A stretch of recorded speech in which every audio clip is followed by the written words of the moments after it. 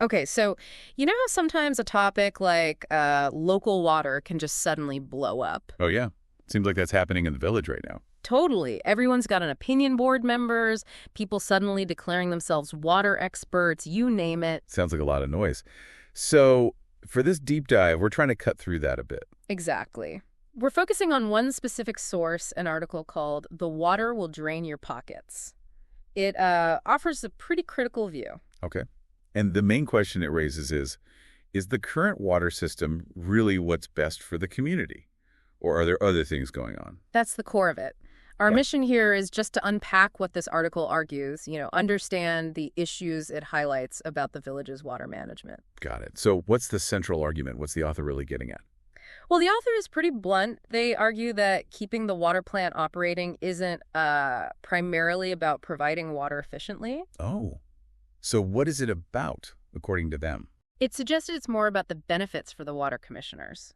Things like, well, their paychecks, their titles, maybe just feeling important. Hmm.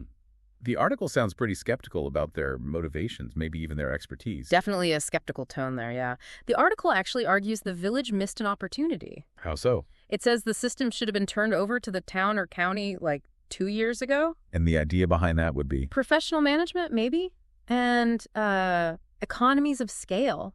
Basically, a larger system could potentially operate more efficiently, maybe lower costs for residents. Okay, that makes sense. The potential for saves. Does the article name names? Get specific. It does. It mentions Jeff and Don, calls them Team H2O. Team H2O. Okay. And how are they described? Has a loyal block, always defending the water department. The article even hints at, like, private favors. Favors. Based on what? Shared last names and addresses within their group, this growing crew. It definitely raises flags about influence, at least according to the author. So it's not just about maybe personal gain, but the article implies the department's role has shifted. Yeah, exactly.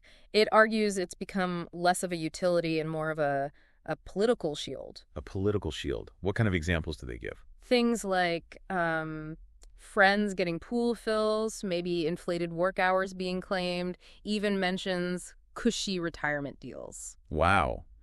So painting a picture of a system being used for, well, political leverage or favors. Right. And it makes you think, how easily basic services can get tangled up in local politics. And I assume the article connects us directly to people's water bills. Absolutely. It draws a straight line from these alleged internal issues, the inefficiencies, the potential favors, to the rising costs homeowners are seeing. So the burden falls on the residents. That's the argument. Now, interestingly, the author is clear about what they think is not the problem. Oh, what's not the issue, according to them? It's not science, they say, not the infrastructure itself, not regulations. So what is it then? They blame a system that's become bloated, manipulated, and outdated. They call for clarity and courage to change things. It really builds on that idea of personal benefit driving decisions. Okay, so it boils down to the management and the politics around it, not the water itself. Pretty much. The author's final point is that the real issue isn't water quality or even the idea of local control itself.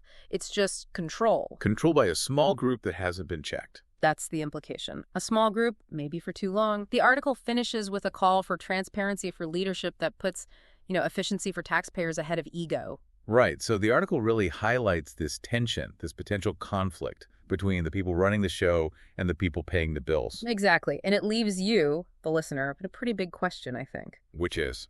Well, based on what this article claims, what does local control really mean here? And who is actually benefiting from it? Definitely something to think about regarding accountability in our local services.